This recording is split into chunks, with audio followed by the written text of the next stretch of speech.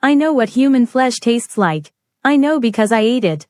Not once, not twice, multiple times over 4 months in the winter of 1846, trapped in the Sierra Nevada mountains with no food, no hope, and no choice. I'm a vegan now. I haven't eaten meat in 15 years. People think it's an ethical choice. It's not. It's because every time I see meat, any meat, I remember the taste of human flesh. I remember cutting strips from a frozen corpse. I remember the guilt. I remember surviving when others died. My name is Sarah Mitchell. I'm 32 years old. I live in Portland, Oregon. I teach yoga and meditation. I seem normal, happy, healthy, but I carry a secret that would horrify anyone who knew. I remember being part of the Donner Party. I remember eating people to survive. And I remember everything. I discovered these memories 2 years ago during a past life regression. I was working through an eating disorder. I couldn't eat meat without vomiting, couldn't explain why, couldn't understand the nightmares of snow and starvation that plagued me. My therapist suggested regression as a last resort. When she asked me to go back to the source of my food issues, I didn't see childhood trauma. I saw April 1846. Springfield, Illinois, a wagon train preparing to leave for California. And I was there, not as Sarah, but as Margaret Reed, a 13-year-old girl about to experience hell on earth. The memories came flooding back. Not like watching a movie. Like living it again. The hunger, the cold, the impossible choice between death and damnation. And suddenly everything made sense. The nightmares, the eating disorder, the panic attacks in winter. The inexplicable guilt I'd carried my entire life. Let me take you back to April 1846. Springfield, Illinois, the beginning of what would become the most infamous wagon train journey in American history. I was Margaret Reed, everyone called me Patty. 13 years old, daughter of James and Margaret Reed, one of the wealthiest families in the wagon train. We had 3 wagons, servants, even a 2-story wagon with a stove and beds. My father was successful, ambitious, convinced that California would make us even richer. There were 87 of us when we started. The Donner brothers, George and Jacob, led the party. Their families, the Breens, the Eddies, the Murphys. Families chasing the American dream. Land in California. Opportunity. A better life. None of us knew we were heading toward a nightmare. The journey started well. April through June, we made good progress. The weather was fine. The oxen were healthy. We had plenty of food, dried meat, flour, beans, bacon. We sang songs around campfires. Children played. Adults talked about the farms they'd build, the lives they'd create. California was the promised land. July 1846. Fort Bridger, Wyoming. This is where everything went wrong. A man named Lansford Hastings had written a guidebook claiming there was a shortcut to California, the Hastings Cutoff. It would save 400 miles, he said. Weeks of travel time. Get to California before winter. My father and George Donner believed him. Most of the wagon train took the proven route. We took the shortcut. It wasn't a shortcut. It was death. The Hastings Cutoff took us through the Wasatch Mountains, brutal terrain, no real trail. We had to cut our own path through dense forest and steep canyons. Then the Great Salt Lake Desert, 80 miles of nothing. No water, no grass for the animals. Blinding white salt flat under merciless sun. We lost oxen in the desert. They collapsed from heat and thirst. We lost wagons. We lost time. The shortcut added 3 weeks to our journey instead of saving time. And we lost faith. People started fighting, blaming each other, blaming the Donners for choosing this route. September 1846. My father killed a man. John Snyder, one of the teamsters, got into an argument with my father about the oxen. It escalated. Snyder hit my father with a whip handle. My father drew his knife and stabbed him. Snyder died. The group voted to banish my father, exile him from the wagon train, send him ahead alone with no supplies. My mother begged them not to. Winter was coming. Sending a man alone into the wilderness was a death sentence. But they were angry, scared, looking for someone to blame for our troubles. They exiled him anyway. My father left with a horse and determination to reach California and send back help. We didn't know if we'd ever see him again. October 1846. Early snow hit the Sierra Nevada. We were so close, just 150 miles from California, just over the mountains. But snow came early that year. Heavy snow. By late October, passes that should have been clear were buried under feet of snow. The oxen couldn't pull the wagons through. We tried. We failed. We were trapped. We set up camp at Truckee Lake, now called Donner Lake. Built rough cabins from logs and wagon parts. The Donner families camped 5 miles back at Alder Creek. We thought we'd wait out a storm, maybe a week or two, then continue. We thought we had enough food. We were wrong about everything. November 1846. The snow didn't stop. It kept falling. 3 feet, 5 feet, 8 feet. The drifts were higher than our cabins. We couldn't travel. We couldn't hunt. The game had fled or died. We couldn't gather firewood without tunneling through snow. We were trapped in a white hell that got colder and deeper every day. The food ran out faster than expected. First the dried meat, then the beans and flour. Then we ate the oxen we'd brought, but there weren't many left after the desert crossing. We boiled the hides to make a disgusting jelly. We ate the leather from shoes and harnesses. We chewed on bones we'd already boiled 3 times, extracting any last trace of nutrition. By December, we were starving.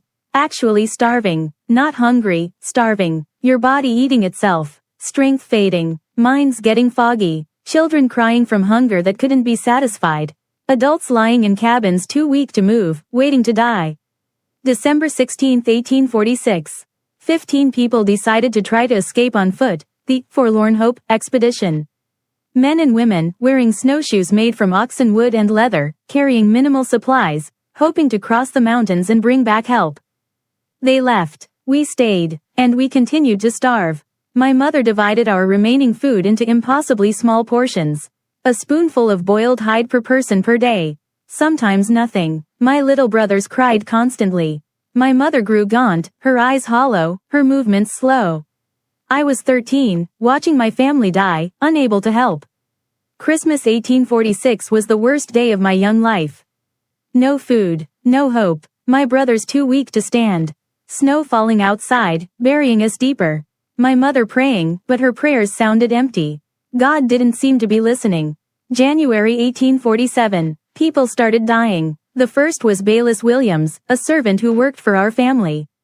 He died of starvation in our cabin. We buried him in the snow outside, or tried to. The ground was frozen solid. We piled snow over his body and said a prayer. Then more died. Old people first, then the weak, then children. The Donner camp 5 miles away was worse. George Donner had infected his hand with an axe wound, and it was killing him slowly. Tamsin Donner, his wife, stayed to care for him while their children starved. And then it happened. The thing we don't talk about. The thing that divides human from animal, civilization from savagery. The thing I remember every single day. Someone suggested we eat the dead. I remember the conversation. Adults whispering, thinking the children weren't listening. They're already dead. It's just meat. God would understand. We have to survive for the children. My mother refused at first. Many did. It was unthinkable, unholy, evil, but starvation does something to your mind. The hunger isn't just physical, it consumes your thoughts, your morals, your humanity. You become an animal focused on one thing, survival. The Forlorn Hope group was first. Trapped in the mountains, 7 of their 15 had died. The survivors, delirious, freezing, starving, made the decision. They cut flesh from the dead, dried it over fires, ate it.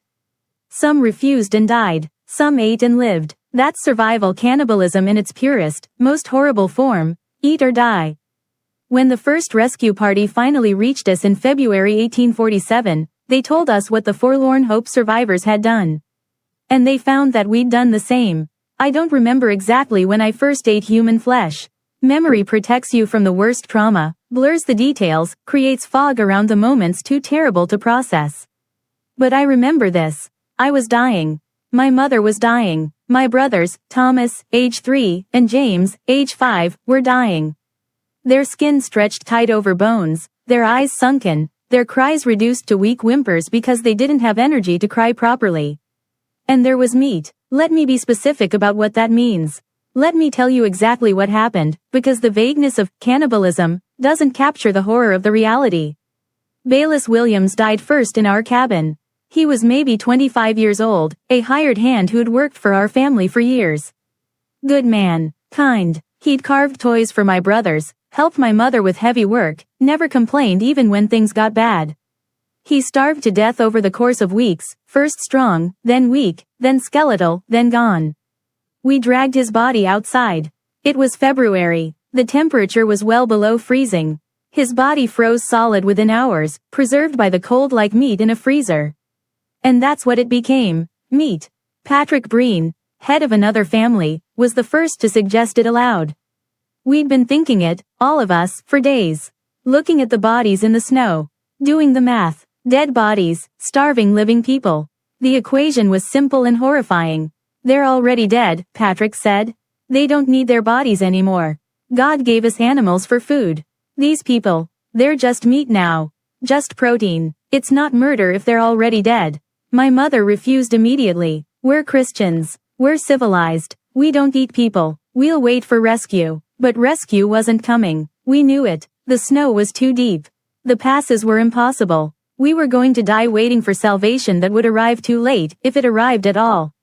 3 days later, my little brother Thomas collapsed. Not sleeping, collapsed. His eyes rolled back. His breathing was shallow. My mother screamed his name, shook him, tried to wake him. He was dying. Not over weeks like Mr. Williams. Right then, in front of us. My mother looked at me. I was 13, old enough to understand, old enough to share the weight of impossible decisions. Patty, she whispered, if we don't eat, Thomas dies. James dies. You die. I die. All of us. Dead. Is that what God wants? For us all to die when there's food available? She couldn't say it, couldn't speak the words, but we both knew what she meant.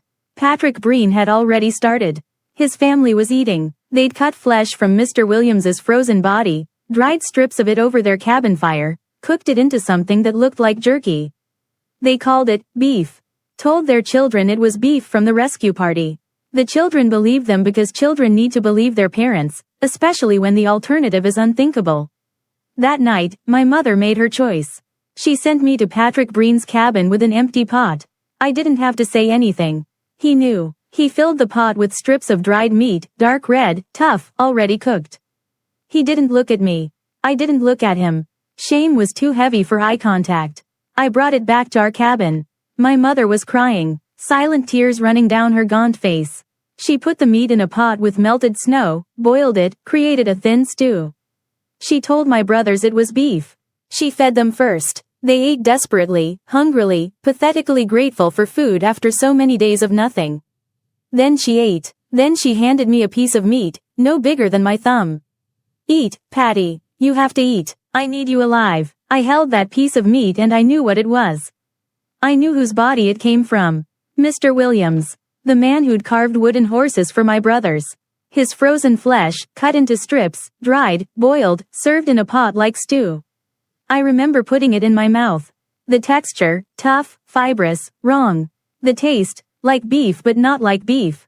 Gamey, metallic. The taste of death. The taste of sin. The taste of survival. I swallowed it. And I hated myself. And I wanted more because my body was screaming for calories, for protein, for anything to stop the starvation.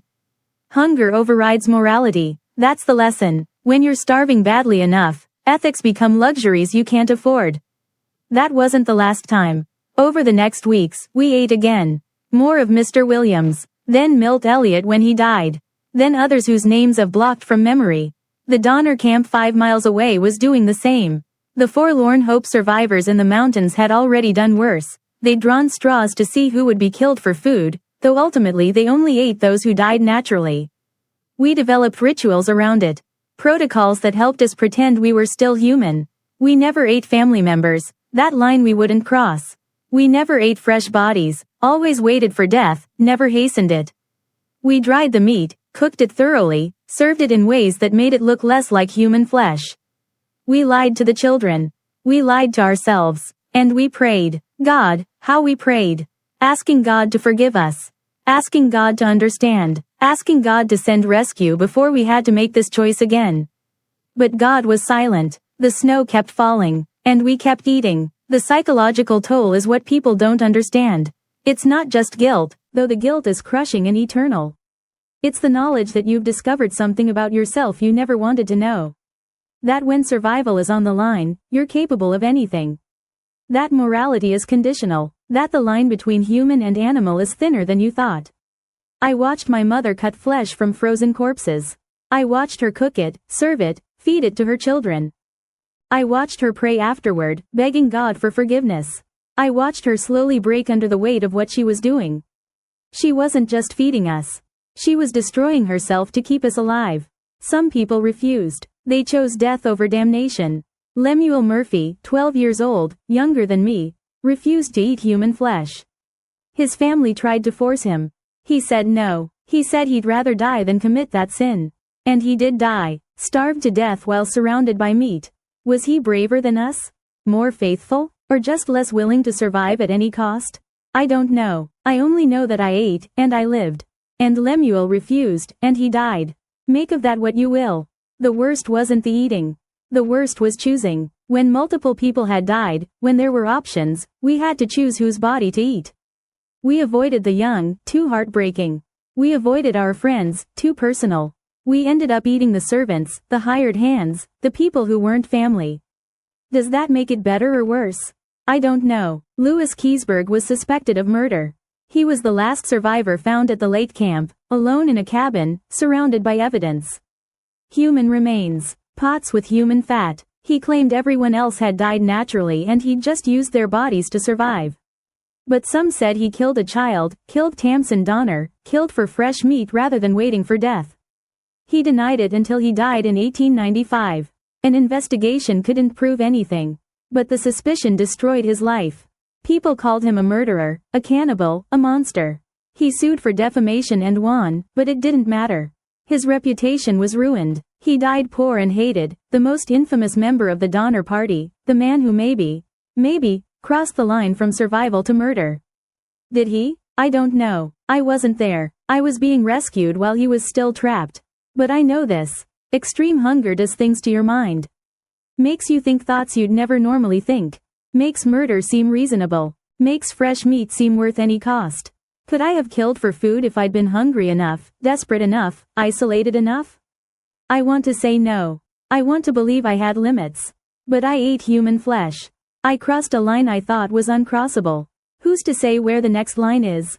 Who's to say what I might have done with one more month of starvation, one more week of watching my family die? That's the real horror of the Donner Party. Not that we ate the dead, that's almost understandable, given the circumstances. The horror is that we don't know where it would have ended. If rescue hadn't come, would we have started killing? Would we have drawn straws like the forlorn hope almost did? Would we have descended from desperate survivors to active predators? We were saved by rescue coming just in time. But, just in time, was measured in days, maybe hours. Much longer, and who knows what we would have become. February 1847. The first rescue party arrived. 7 men on snowshoes appeared like apparitions from another world. A world where people still had flesh on their bones, where eyes weren't sunken into skulls, where humanity still existed. They'd come from Sutter's Fort in California, organized by my father who'd made it through and immediately worked to save us. But they were shocked by what they found. The rescuers later wrote about it in their journals, and those accounts are preserved in history. They described walking into a nightmare. Skeletons wrapped in rags, barely alive. Cabins filled with the stench of death and worse.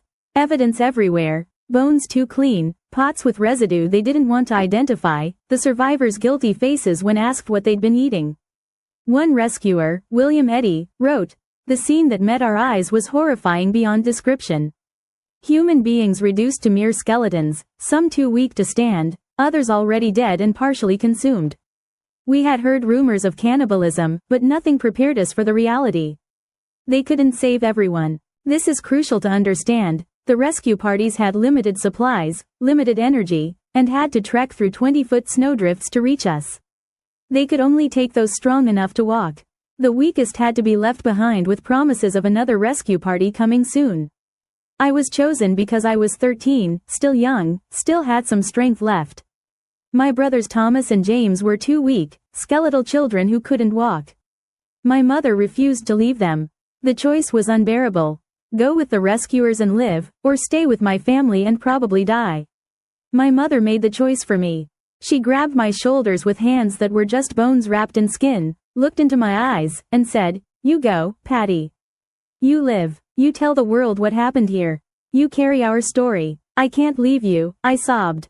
I can't leave Thomas and James. You can and you will, she said. Her voice was fierce despite her weakness.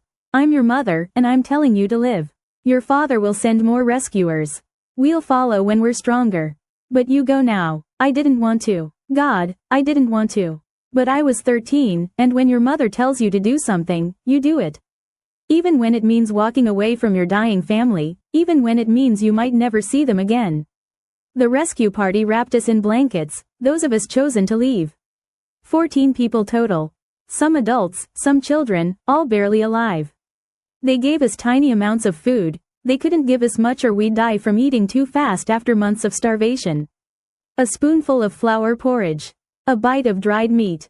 Sips of warm broth. Our shrunken stomachs couldn't handle more. We walked through snowdrifts 20 feet high. The rescuers had made a trail on the way in, but more snow had fallen. They went first, breaking trail. We followed, stepping in their footprints, holding onto ropes so we wouldn't get lost in the white expanse. I remember looking back, the cabins barely visible in the snow. My mother standing in the doorway, holding my brothers, watching me leave. I thought it was the last time I'd see them. I thought they'd die before the next rescue party arrived. 2 people died on that walk out. Ada Keysberg, age 3, and John Denton, age 28. They were too weak. They collapsed in the snow and couldn't get up. The rescuers tried to carry them, but you can't carry dead weight through 20-foot snowdrifts while starving yourself. We left them. We piled snow over their bodies like makeshift graves and kept walking because stopping meant everyone dying. 6 days. 6 days to walk what should have been a 2-day journey. 6 days of cold, exhaustion, hunger, and guilt. Every step was agony. My feet were frostbitten. My muscles had atrophied from months of starvation. But we walked because the alternative was death. We reached Bear Valley, the first camp with real food. The rescuers had cached supplies there for the return journey. They fed us, carefully, slowly, small amounts at a time.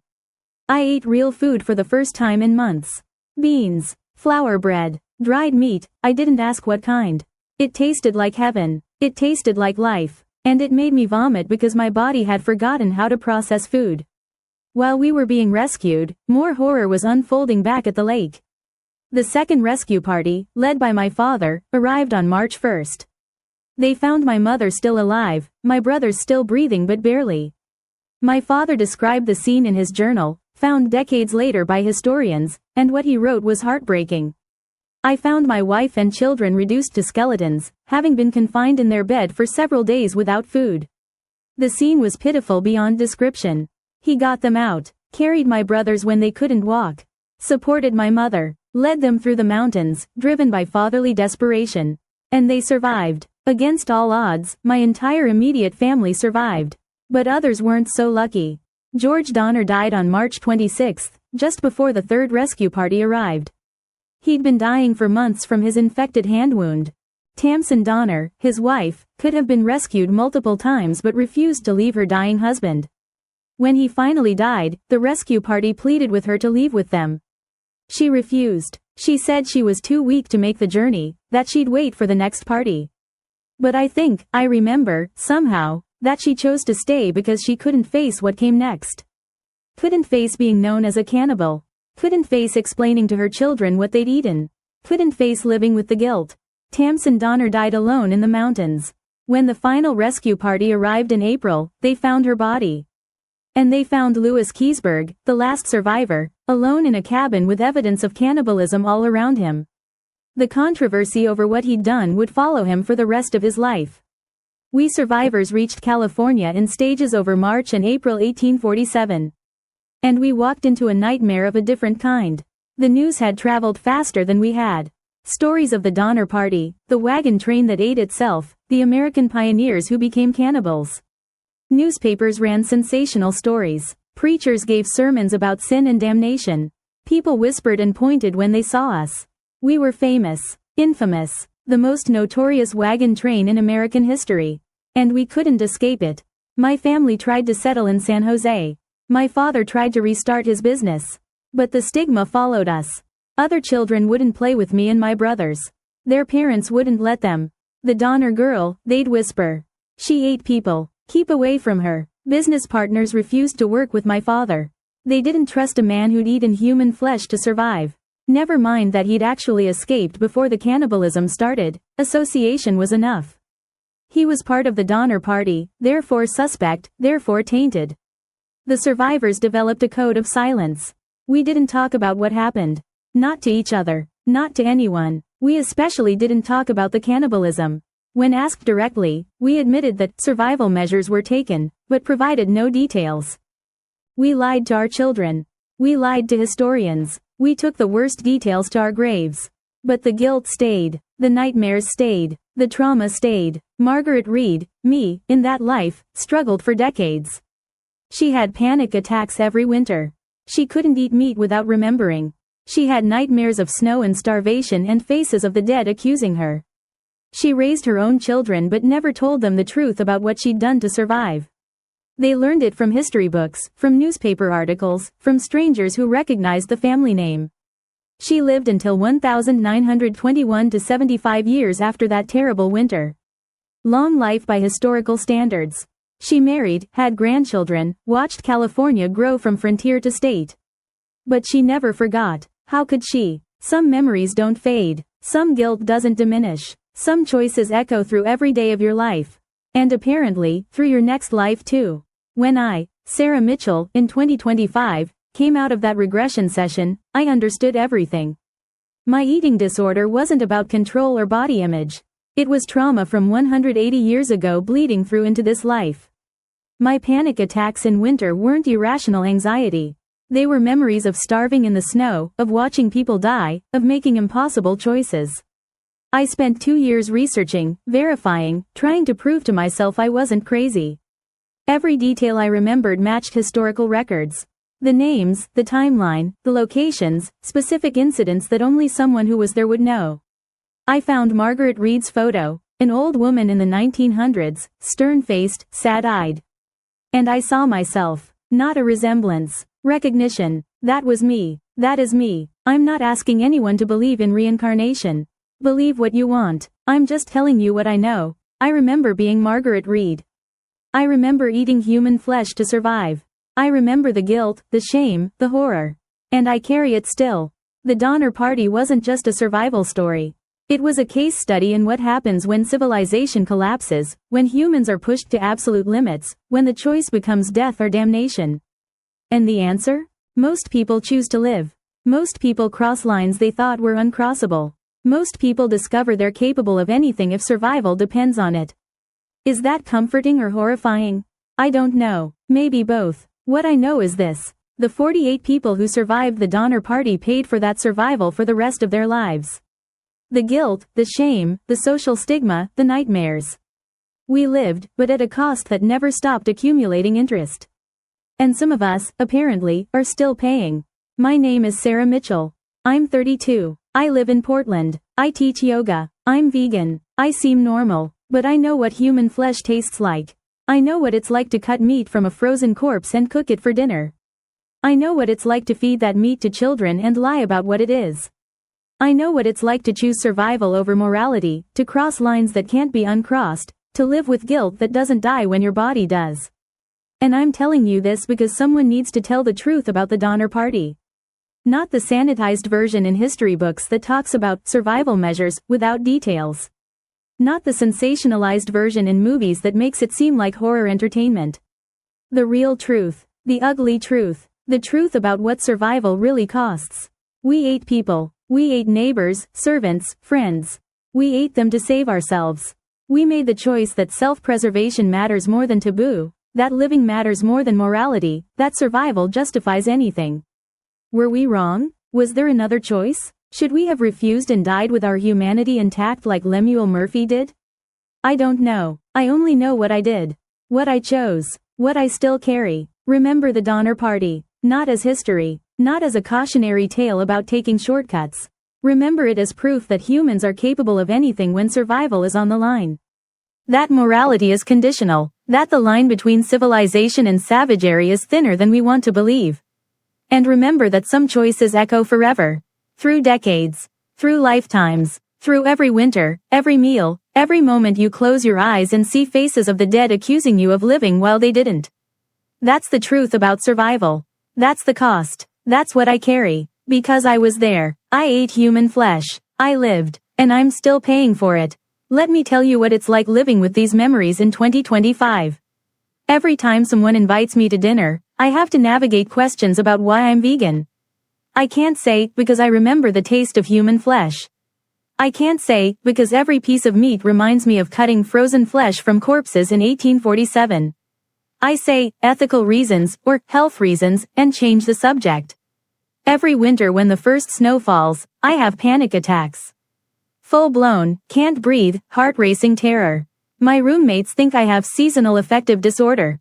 They don't know I'm reliving being trapped in a cabin, watching people die, making choices no child should ever make. Every time I see news about people trapped in disasters, earthquakes, floods, building collapses, I know exactly what they're going through in a way others don't. I know how fast civilization collapses when resources disappear. I know how quickly good people become capable of anything. I know that survival instinct overrides everything else when pushed far enough. I've tried therapy beyond the regression. Traditional therapy, trauma therapy, PTSD treatment. How do you explain to a therapist that your trauma is from 180 years ago? That you're dealing with guilt from a life you didn't technically live but remember completely? Most therapists would think I was delusional. The few who believe in past lives still don't know how to treat this. Because there's no treatment for, I ate people in a past life. There's no protocol for, reincarnated cannibalism survivor. I'm navigating entirely uncharted psychological territory. I've connected with other people who claim past life memories. Online groups, forums, regression therapy communities. Most of them remember being queens or warriors or important historical figures. I'm the only one I've found who remembers being a starving child who ate human flesh. It's not a glamorous past life. It's not something that makes you feel special. It just makes you feel broken. I visited Donner Lake 2 years ago. Drove up to the Sierra Nevada, stood on the shore where the cabins used to be. There's a museum now, a memorial, tourists taking selfies, rangers giving talks about the pioneer spirit and American resilience. They don't talk much about the cannibalism. They mention it briefly, clinically. When food ran out, survivors resorted to consuming those who had died. That's the sanitized version, the version that doesn't include children being fed human flesh and told it was beef. The version that doesn't include the taste, the smell, the texture, the guilt. Standing there, I had a breakdown. Full sobbing, couldn't breathe, had to sit down on the ground. Other tourists stared. Someone asked if I was okay. How do you explain? I'm fine, I just remember dying here, remember eating people here, remember being 13 and making choices that haunt me across lifetimes. You don't explain. You say you're fine and leave. The Donner Party teaches lessons that modern society desperately needs to learn. We think we're different from them. We think we're civilized, that we'd never eat people, that we're better than those desperate pioneers. But we're not. We're the same humans. Give us the same circumstances, trapped, starving, no hope of rescue, and we'd make the same choices. We prove it every day in smaller ways. We step over homeless people to get to our organic coffee. We ignore refugees starving at borders while we waste food. We value our comfort over other survival. The Donner Party just made the choice more literal, more visceral, more undeniable. Survival cannibalism still happens. The Uruguayan rugby team crashed in 1972. They ate their dead teammates to survive 72 days in the Andes. The difference? They had modern media to control the narrative. They had psychologists to help with the trauma. They had a society that mostly understood and forgave. The Donner Party had none of that. They had judgment, stigma, shame. They were called monsters, sinners, cannibals, as if they'd chosen that fate, as if they'd wanted it, as if there had been any other option besides death. Margaret Reed never forgave herself. I know because I remember her thoughts, her feelings, her endless guilt. She looked at her children and grandchildren and wondered what they'd think if they knew the truth. She went to church every Sunday and wondered if God had forgiven her, if salvation was possible for someone who'd crossed that line. She died in 1921 at age 88, surrounded by family, with a life most would call successful. But her last thoughts, I remember them somehow, were of that winter. Of the snow, of the hunger, Of the choices. She died thinking about Bayless Williams, about Milt Elliott, about everyone she'd eaten to survive. She died with their faces in her mind. And then she was reborn as me. Sarah Mitchell, born 1993, given a clean slate, a new life, a chance to start over. Except you don't start over. The memories come back, the trauma surfaces, the guilt transfers. Reincarnation isn't escape, it's continuation. It's carrying forward the worst parts of yourself into a new context. I'm 32 now, I have hopefully 50 plus more years of life ahead of me. And I'll spend every one of those years carrying 1846 to 1847. Carrying Margaret Reed, carrying the Donner Party, carrying the knowledge of what I'm capable of when survival is on the line. Is there redemption? Can you atone for eating people, even if it was survival? Even if it was 180 years ago, even if it was technically a different life? I don't know. I try to live ethically now. Vegan, volunteer work, teaching yoga and meditation, helping people find peace. Maybe that counts for something. Maybe that balances the scales somehow. Or maybe guilt is just eternal, and I'll carry this through every life until the end of time. What I know is this: the Donner Party happened. 87 people started a journey. 48 survived. Most ate human flesh. Those are historical facts. What history books don't capture is the cost. The psychological destruction. The lifetime of guilt. The way it echoes through time, through death, through rebirth. And what modern society doesn't want to face is the truth. We're all capable of it. Every single person reading this, hearing this, judging those pioneers, you're capable of the same thing. Given enough hunger, enough desperation, enough will to survive, you'd cross the same line. That's not cynicism, that's human nature. That's the truth about our species that the Donner Party proved. We're survivors above all else. We'll do anything, to stay alive. And we'll pay for it forever. My name is Sarah Mitchell. I'm 32 years old. I teach yoga in Portland. I'm vegan. I have panic attacks in winter. I can't watch survival shows. I carry guilt from 180 years ago. My name was Margaret Reed. I was 13 years old when I ate human flesh to survive the winter of 1846 to 1847 in the Sierra Nevada mountains. I lived to age 88.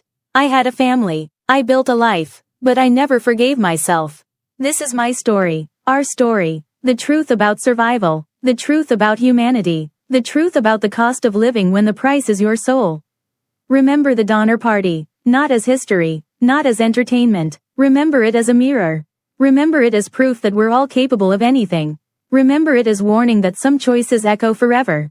Because they do. Through lifetimes. Through death and rebirth. Through every meal, every winter, every moment you're asked, "Why are you vegan?" and you can't say the truth. I know what human flesh tastes like. And I'll never forget. Not in this life. Not in the next. Not ever. That's the cost of survival. That's what the Donner Party teaches. That's what I carry. And now you know too. End of script. Total characters 40,547 because I'm Sarah Mitchell now.